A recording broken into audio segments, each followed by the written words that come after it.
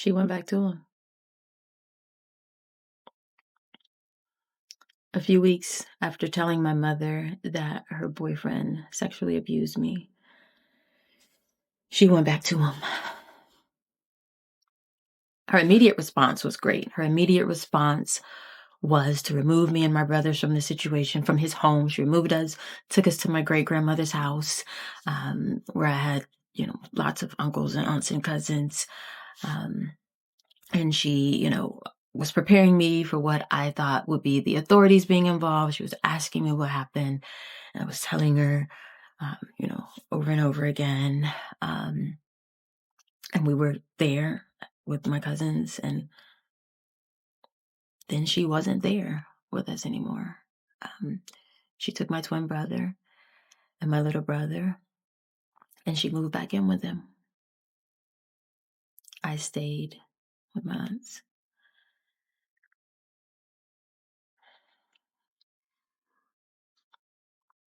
I absolutely felt abandoned.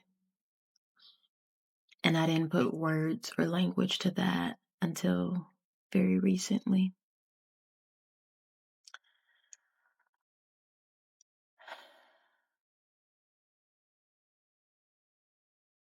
And then, because I was a small child who loved my brothers and missed them, I went back too.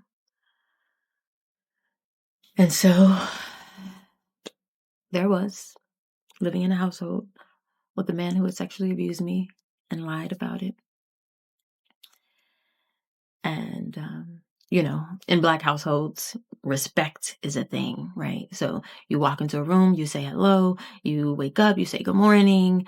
And so out of respect, out of the requirements for respect, I had to wake up every morning and say good morning to a man who had sexually abused me and was still lying about it.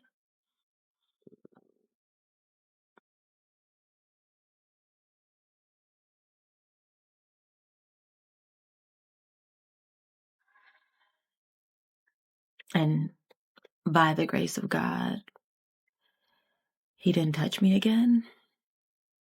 But that doesn't mean I didn't live in fear that he wouldn't. And if nobody had done anything the first time,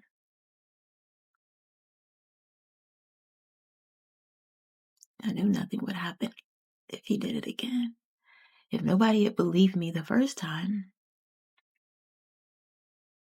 I knew they wouldn't believe me if he did it again.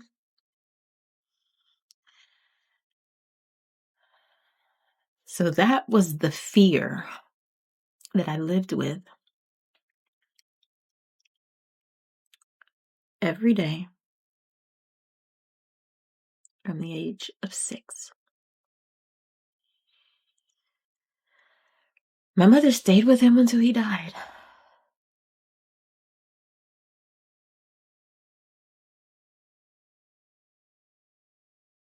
She stayed with him until he died.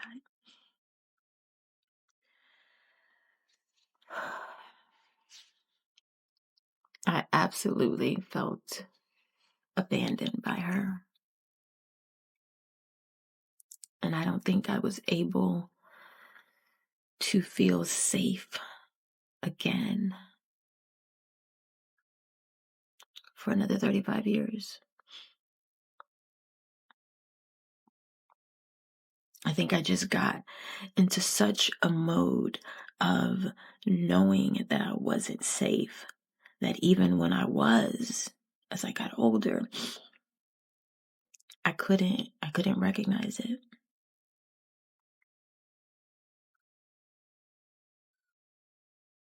And I developed a lot of ways to cope with that. And none of them were healthy.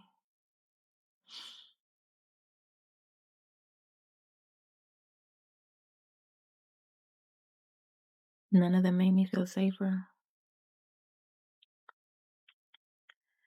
But I kept trying to find things that made me feel safe, people that made me feel safe.